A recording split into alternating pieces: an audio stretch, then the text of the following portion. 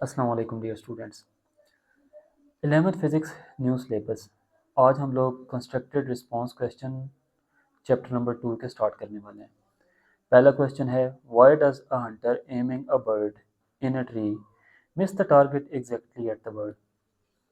मतलब ऐसा क्यों होता है कि एक शिकारी जब एक परिंदे पे जो कि दरख्त पे बैठा हुआ है निशाना बांधता है तो उसका निशाना ख़ता हो जाता है।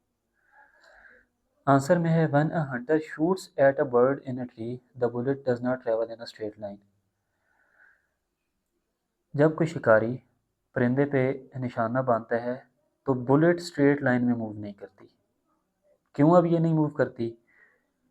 बच्चों, जैसे ही पिस्टल से बुलेट निकलती है तो ड्यू टू ग्रेविटी इसको जाना तो सीधा चाहिए। ये एक पैराबोलिक पाथ अटेन करती है due to gravity. Gravity bullet को डाउनवर्ड मूव करेगी, जिसकी वजह से बजाय इसको कि सीधा जाके लगे, ये पैराबोलिक पाथ अटेन करने की वजह से वो जो हंटर होता है वो अपना टारगेट मिस कर देता है। It follows a parabolic path because of gravity। वही बात, as soon as the bullet leaves the gun, gravity starts pulling it downward। जैसे ही बुलेट पिस्टल से निकलती है ग्रेविटी उसको डाउनवर्ड मूव करना स्टार्ट कर देती है। Question number 2, a person in a falling on the heap of sand. Heap of sand का मतलब है कि रेत के एक टीले। Does not hurt more as compare to person falling on the concrete floor. Why? इस क्वेश्चन में वो पूछता है कि एक बंदा सैंड के हीप पे गिरता है तो वो इतना हर्ट नहीं होता, ज़ख्मी नहीं होता, एज़ कम्पेयर टू एक ऐसा इंसान जो कि एक फ़र्श पे एक ऊंचाई से गिरता है तो वो ज़ख्मी हो जाता है। बच्चों, इस क्वेश्चन को बताने से पहले मैं आप लोगों को एक एनोलॉजी के थ्रू बात समझाने की कोशिश करता हूँ। लेट्स से यहाँ पे आपके पास एक एग है, ये एग है और ये सैंड है। एक हाइट से जब ये एग सैंड पे गिरेगा तो ये नहीं टूटता, लेकिन ये एग उसी हाइट से एक फ्लोर या फर्श पे गिरता है तो टूट जाता है। ऐसा क्यों होता है? प्यारे बच्चों, ऐसा इसलिए होता है, ये एक प्रैक्टिकल एग्जांपल है।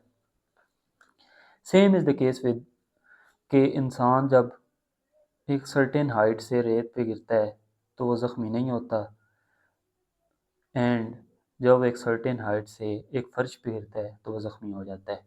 इसकी बच्चों अकॉर्डिंग टू फिज़िक्स ये रीज़न है। According to impulse force relation, I is equal to F cross T,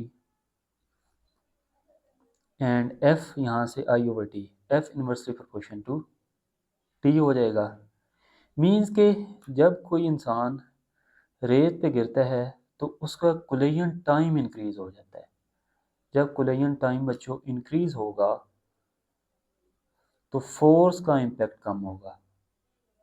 जब फोर्स का इम्पेक्ट कम होगा तो जिसकी वजह से वो ज़ख्मी नहीं होगा। अब यहाँ पे यही बात है, sand is compressed during the impact. Sand रेत कंप्रेस हो जाती है जैसे ही उसके ऊपर वो इंसान गिरता है, and therefore increase the time of contact increase हो जाता है।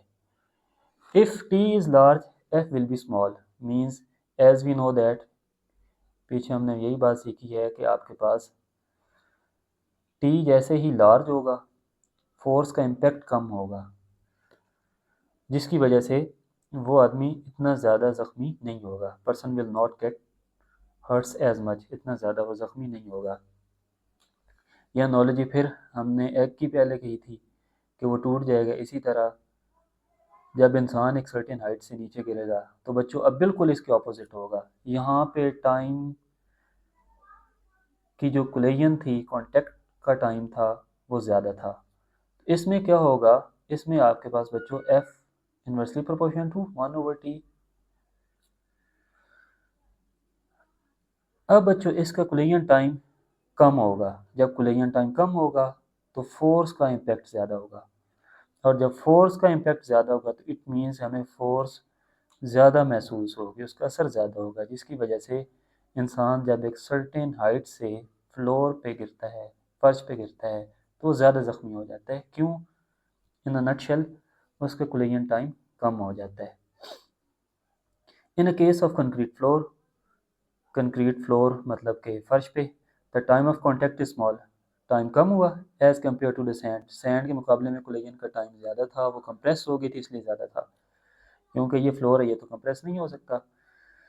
सो the force will be large, तो फोर्स ज़्यादा होगी क्योंकि टाइम के कोलिजन या इम्पैक्ट है वो आपके पास फोर्स का ज़्यादा होगा, कोलिजन टाइम कम होगा। So the force will be large and person will get more hurt, इसी वजह से वो जो इंसान है वो ज़्यादा ज़ख्मी हो जाएगा। क्वेश्चन नंबर 3 है बच्चों, state the condition under which the birds fly in the air, वो कंडीशन बताएं जिसकी वजह से जो परिंदे हैं वो हवा में उड़ते हैं। प्यारे बच्चों, अब इसका आंसर ये है कि कोई एक परिंदा तब हवा में उड़ सकता है जब उस पर जो एयर की वजह से फोर्स लग रही है, एयर की वजह से जो अपवर्ड एक फोर्स लग रही है वो या तो बराबर होनी चाहिए उसके वेट के या वेट से ग्रेटर होनी चाहिए। एयर की वजह से बच्चों जो फोर्स लग रही है अपवर्ड, वो या तो उसके वेट के बराबर होनी चाहिए जो उसको ऊपर की तरफ उठा रही है, या उसके वेट से ज़्यादा फोर्स लगेगी, ज़ाहिर बात है तभी वो ऊपर उसको उठा सकेगा एयर की जो फोर्स है। अब होता ये क्यों है और कैसे होता है? प्यारे बच्चों, जब बर्ड्स अपने जो पर हैं फ्लैप देयर विंग्स, अपने पर को फड़फड़ाते हैं डाउनवर्ड ऐसे, एंड बैकवर्ड डायरेक्शन और बैकवर्ड डायरेक्शन में, so according to Newton's third law के अकॉर्डिंग होगा क्या? जब वो अपने परों को नीचे की तरफ ऐसे फड़फड़ाते हैं तो न्यूटन के थर्ड लॉ के अकॉर्डिंग फोर्स एयर की अपवर्ड उनको मूव करेगी। हर एक्शन के एक रिएक्शन होता है, रिएक्शन के तौर पर उन्होंने अपने परों को ऐसे नीचे फड़फड़ाया तो रिएक्शन के तौर पे जो एयर की रेजिस्टेंस है वो उनको ऊपर की तरफ ऐसे मूव करेगी, और वो इस तरह से अपने पैरों को हरकत में लेते हैं कि वो डाउनवर्ड भी और बैकवर्ड भी मूव करते हैं, जिसकी वजह से इनके अपोजिट डायरेक्शन में न्यूटन के थर्ड लॉ के अकॉर्डिंग वो ऊपर की तरफ उठेंगे, और बैकवर्ड डायरेक्शन में जब वो पैरों को ऐसे हरकत में लेते हैं तो वो आगे की तरफ भी बढ़ेंगे, तो जिसकी वजह से this help them to move forward, आगे की तरफ भी क्योंकि वो पैरों को पीछे की तरफ भी हरकत देते हैं, और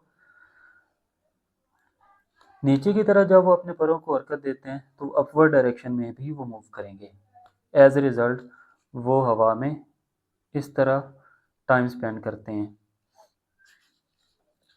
नेक्स्ट क्वेश्चन की तरफ बच्चे चलते हैं। ये बड़ा इंटरेस्टिंग सा शॉर्ट क्वेश्चन है। डिस्क्राइब द सर्कमस्टेंसेस, वो सर्कमस्टेंसेस बताएं for which the velocity and acceleration of a vehicle are, v is zero but is not zero, वो कंडीशन बताएं जब वेलोसिटी ज़ीरो हो, जब एक्सेलरेशन ना ज़ीरो हो, जब एक्सेलरेशन सेकंड में वो पूछता है कि ज़ीरो हो बट वेलोसिटी ना ज़ीरो हो, परपेंडिकुलर हो एक्सेलरेशन और velocity.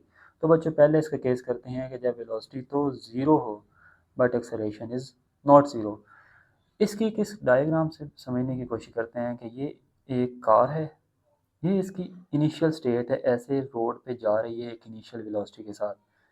After certain time T, यहाँ पे जैसे ही वो पहुँचती है तो वो ब्रेक अप्लाई करती है यहाँ से, तो थोड़ी देर के बाद वो रुक जाएगी।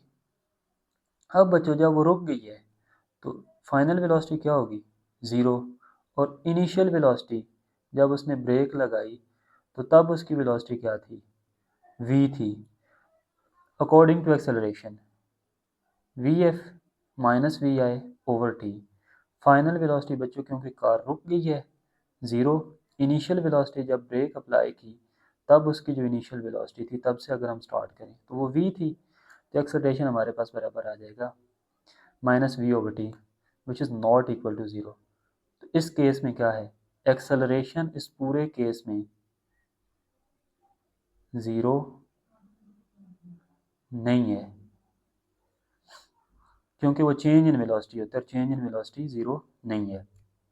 आंसर आप पढ़ लेते हैं। When sudden brakes are applied, एकदम से जब ब्रेक अप्लाई की जाती है to stop a moving car, चलती हुई गाड़ी को रोकने के लिए, it comes to the rest, उस टाइम उसकी वेलोसिटी ज़ीरो होगी बट एक्सेलरेशन ज़ीरो नहीं होगा। सेकंड केस में बिल्कुल इसके ऑपोजिट, इधर हमने एक्सेलरेशन को ज़ीरो नहीं किया था, इधर हमने क्या करना है, एक्सेलरेशन को ज़ीरो कर देना है, लेकिन वेलोसिटी ज़ीरो नहीं होनी चाहिए। ये कौन सा केस है बच्चों? इस केस में हमने एक ये कंडीशन अप्लाई करनी है कि एक कार एक कांस्टेंट वेलोसिटी के साथ जा रही है रोड पे 35 मीटर पर सेकंड की वेलोसिटी से। इट मीन्स उसकी वेलोसिटी चेंज ही नहीं हो रही। बच्चों जब वेलोसिटी चेंज ही नहीं हो रही तो इट मीन्स फाइनल वेलोसिटी भी उसकी 35 है, इनिशियल वेलोसिटी भी उसकी 35 है, तो फाइनल वेलोसिटी भी वही है, इनिशियल वेलोसिटी भी वही है, तो चेंज इन वेलोसिटी क्या हुआ, ज़ीरो। जब चेंज इन वेलोसिटी ज़ीरो हुआ, टी पे डिवाइड करें तो आंसर आ जाएगा ज़ीरो। इस केस में बच्चों एक्सेलरेशन तो ज़ीरो हुआ, लेकिन वेलोसिटी क्या है, नॉट इक्वल टू ज़ीरो है। When a car is moving with the uniform velocity, uniform velocity का मतलब है कि एक ही वेलोसिटी से 35 मीटर पर सेकंड है जैसे, एक्सेलरेशन तो ज़ीरो होगा बट वेलोसिटी ज़ीरो नहीं होगी। इसके बाद बच्चों हम लोग इसके थर्ड केस पे चलते हैं। थर्ड केस में वो कहता है कि perpendicular to one another, acceleration और वेलोसिटी आपस में परपेंडिकुलर किस केस में होगी? तो जब कोई भी चीज़ सर्कल में बच्चों मूव करती है, अब कार को लेट्स सपोज हमने सर्कल पे मूव कराना है, तो एक्सेलरेशन हमेशा टूवर्ड सेंटर होगा, जिसको बोलेंगे सेंट्रीपिटल एक्सेलरेशन भी बोलते हैं। और ये क्यों होता है? सेंट्रीपिटल फोर्स की वजह से, क्योंकि बच्चों सेंट्रीपिटल फोर्स सेंटर की तरफ लगती है, तो जिस डायरेक्शन में फोर्स लगती है सेंट्रीपिटल फोर्स, उसी डायरेक्शन में एक्सेलरेशन भी होगा। तो सेंट्रीपिटल एक्सेलरेशन हमेशा टूवर्ड सेंटर होगा। और एक ख़ास पॉइंट पे अगर आप उसकी वेलोसिटी को देखो कि क्या डायरेक्शन है, तो वो टेंजेंशियल वेलोसिटी उसको बोलते हैं और वो हमेशा टेंजेंट टू सर्कल होगी। तो वेलोसिटी की डायरेक्शन सर्कल में इस डायरेक्शन में होगा, इस पॉइंट पे देखें तो एक्सेलरेशन की टुवर्ड्स द सेंटर। तो यहाँ पे बच्चों जो एंगल बनता है वो 90 का बनता है, और 90 का मतलब होता है कि ये परपेंडिकुलर है वेलोसिटी और एक्सेलरेशन। तो अब हम पढ़ लेते हैं। When a car moves along a circular path, एक सर्कुलर पाथ में जब कार मूव करेगी, और कर्व पाथ, कर्व भी एक सर्कुलर पाथ होता है, its velocity is along the tangent, तो उसकी वेलोसिटी बच्चों ये टेंजेंट डायरेक्शन है, and acceleration A is along radius, तो एक्सेलरेशन की क्या होगी, डायरेक्शन रेडियस के अलोंग होगी। So A and B are perpendicular to each other, तो ए और बी आपस में क्या है, परपेंडिकुलर है।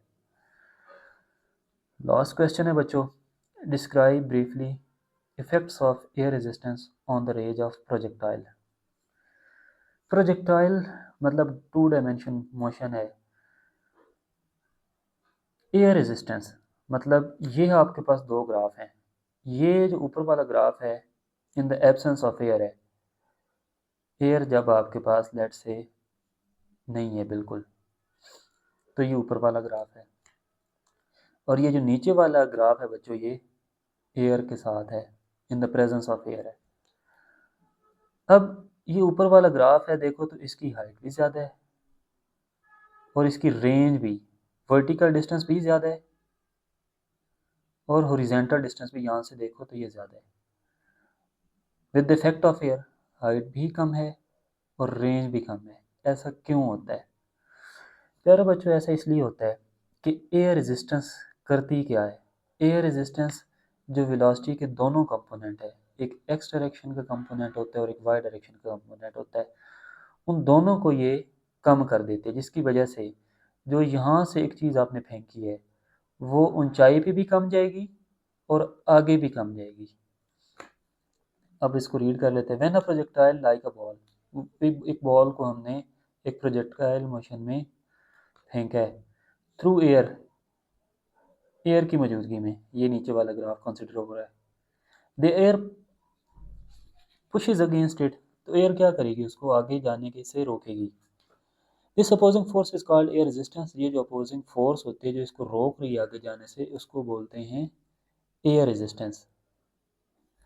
एयर रेजिस्टेंस करती क्या है, slows down the projectile, projectile जो बहुत ऊपर की तरफ गया है और आगे की तरफ जिसने जाना है उसको स्लो डाउन कर देती है और रिड्यूस कम कर देती है the magnitude of both horizontal. Horizontal का मतलब है जो आगे की तरफ, जारी बात है इस वेलोसिटी के दो कंपोनेंट है वी एक्स और वी वाई। जो हॉरिजेंटल डायरेक्शन में मूव कराएगा वो है वी एक्स और जो वर्टिकल डायरेक्शन में उसको मूव कराएगा वो वी वाई। तो इन दोनों के कंपोनेंट को क्या कर देती है, रेजिस्टेंस एयर की कम कर देती है, जिसकी वजह से वो डिस्टेंस भी कम करता है और हाइट भी उसकी कम होती है। तो ये था बच्चों ब्रीफ से short questions. I hope so आपको समझ आ गई होगी। अगर फिर भी आपको कुछ कन्फ्यूजन है तो you may ask through comment section.